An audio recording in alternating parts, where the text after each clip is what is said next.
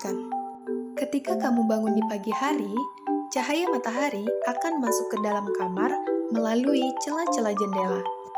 Kemudian amatilah, apakah kamu melihat adanya partikel-partikel yang berterbangan di udara? Mengapa partikel debu dapat terlihat ketika terkena cahaya matahari? Lalu, apa ya sifat koloid yang diterapkan dari peristiwa tersebut? Ketika cahaya matahari melewati suatu partikel seperti debu, maka akan dihamburkan oleh partikel tersebut, sehingga partikel debu dapat terlihat oleh mata kita. Ketika kita melewatkan seberkas cahaya pada suatu larutan, maka cahaya akan diteruskan atau transparan.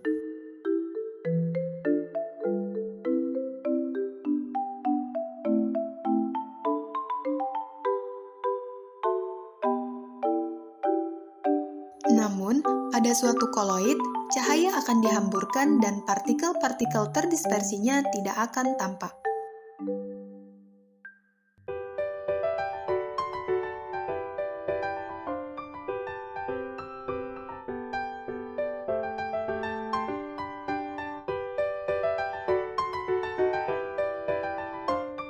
Sedangkan pada suatu suspensi, cahaya akan dihamburkan tetapi partikel terdispersinya dapat terlihat sangat jelas.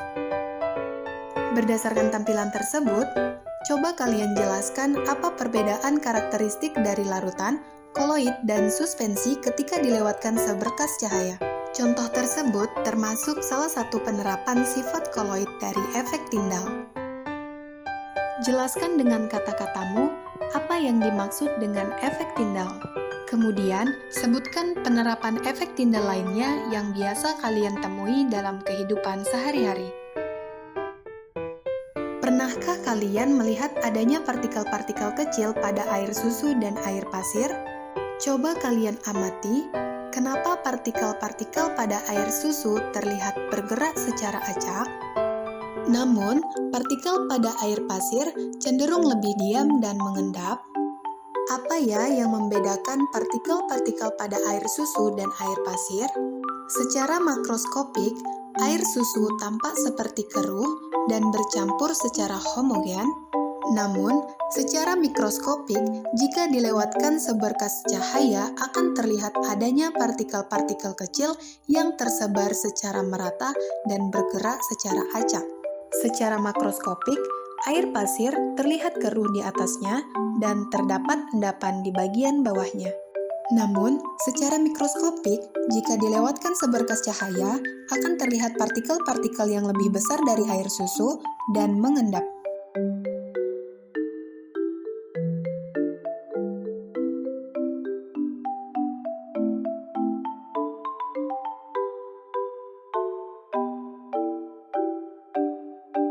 Berdasarkan informasi tersebut, jelaskan apa perbedaan karakteristik partikel dari susu dan air pasir. Contoh pergerakan partikel pada susu termasuk penerapan sifat koloid dari gerak Brown. Coba jelaskan dengan kata-katamu apa ya yang dimaksud dengan gerak Brown. Kemudian, sebutkanlah contoh lain dari gerak Brown yang kamu ketahui dalam kehidupan sehari-hari. Pernahkah kalian mengenal istilah tes DNA pada korban kasus pembunuhan yang tidak dikenal? Kenapa saat melakukan tes DNA akan diketahui identitas korban tersebut? Kemudian, bagaimana ya cara mengidentifikasi korban dengan tes DNA? Secara makroskopik, penentuan identitas korban pembunuhan menggunakan alat berupa tes DNA akan diketahui hasil tes DNA korban tersebut secara cepat. Namun, jika kita amati secara mikroskopik, penggunaan alat tersebut yaitu dengan meletakkan dua sampel pada kutub negatif karena DNA memiliki muatan yang sama yaitu negatif dan menambahkan gel elektroforesis pada masing-masing sampel yang bertujuan untuk menentukan muatan sampel dan membagi sampel menjadi beberapa partikel, yaitu partikel besar dan partikel yang lebih kecil.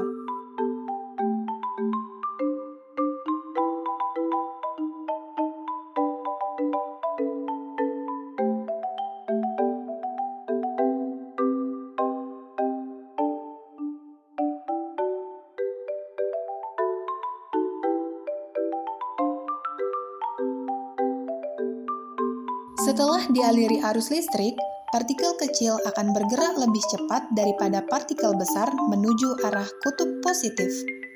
Dan nantinya akan diketahui hasil tes DNA tersebut. Berdasarkan informasi tersebut, jelaskan bagaimana cara alat tes DNA dalam mengidentifikasi korban pembunuhan yang tidak dikenal. Contoh tes DNA tersebut merupakan penerapan sifat koloid dari elektroforesis. Jelaskan dengan kata-katamu, apa ya yang dimaksud dengan elektroforesis? Coba sebutkan contoh lain dari penerapan elektroforesis yang kalian ketahui dalam kehidupan sehari-hari. Pernahkah kalian melihat asap yang keluar dari cerobong pabrik? Coba kalian amati, kenapa asap pabrik perlu disaring terlebih dahulu sebelum dibuang? Kemudian, bagaimana ya proses penyaringan asap pabrik tersebut? Sifat koloid apa ya yang diterapkan pada proses penyaringan asap pabrik tersebut?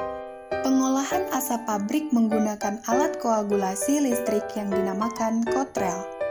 Partikel-partikel pada asap pabrik memiliki muatan yang sejenis. Secara mikroskopik, asap pabrik yang akan dibuang disaring terlebih dahulu melalui alat berupa kotrel, kemudian dialiri sebuah arus listrik dan ditambahkan larutan elektrolit sehingga partikel-partikelnya akan terpecah menjadi partikel-partikel bersih dan partikel kotor. Partikel kotor akan bergabung dan membentuk suatu gumpalan, sedangkan partikel bersih akan dikeluarkan melalui cerobong asap.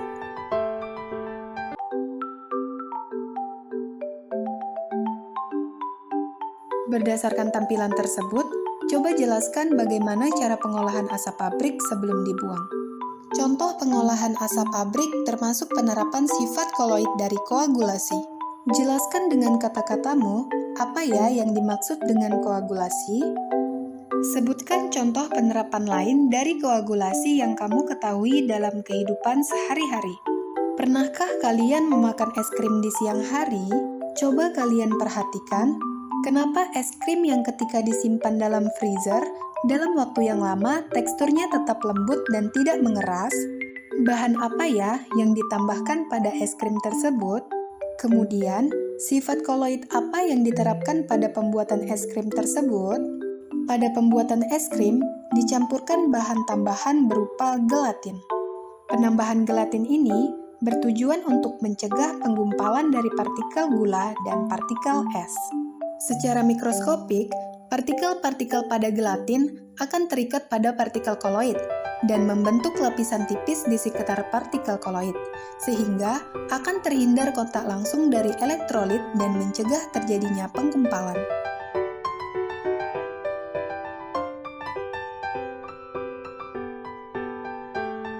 Berdasarkan tampilan tersebut, jelaskan bagaimana cara kerja gelatin sebagai koloid pelindung pada es krim.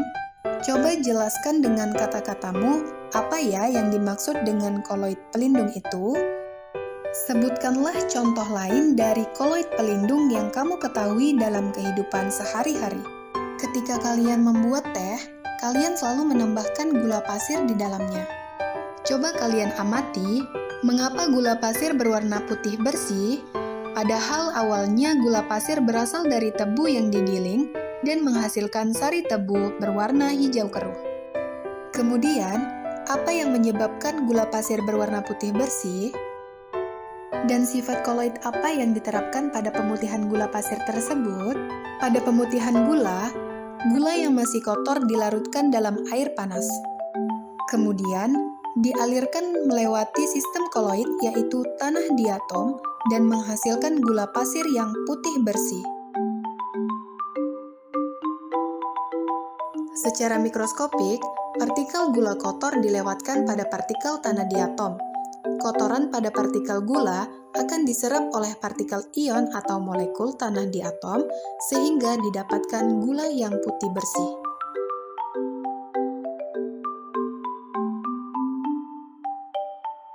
Berdasarkan penjelasan tersebut, jelaskan bagaimana cara kerja dari tanah di atom dalam proses pemutihan pada gula pasir. Proses pemutihan gula pasir tersebut termasuk penerapan sifat koloid dari adsorpsi. Kemudian, apa ya yang dimaksud dengan adsorpsi itu? Coba sebutkan contoh dari adsorpsi yang kamu ketahui dalam kehidupan sehari-hari. Pernahkah kalian mendengar istilah cuci darah pada penderita penyakit gagal ginjal? Coba kalian amati, kenapa perlu dilakukan cuci darah pada orang yang menderita penyakit gagal ginjal? Bagaimana cara kerja alat tersebut? Sifat koloid apa yang diterapkan pada proses pencucian darah tersebut? Proses pencucian darah menggunakan alat yang dinamakan hemodialisis. Pada proses ini, darah kotor pada pasien dilewatkan melalui pipa-pipa yang terbuat dari semi-permeable. Kemudian, dialiri cairan yang berfungsi sebagai pencuci pada plasma darah.